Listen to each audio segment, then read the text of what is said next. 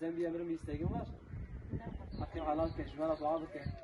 Ay sahibi istiyor biliyorsun. Hakkını halal edesiniz yani. Hakkı bize değil.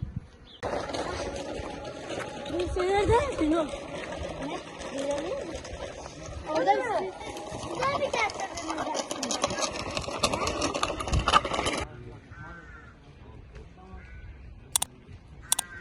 Var bir isteğiniz. Selametle.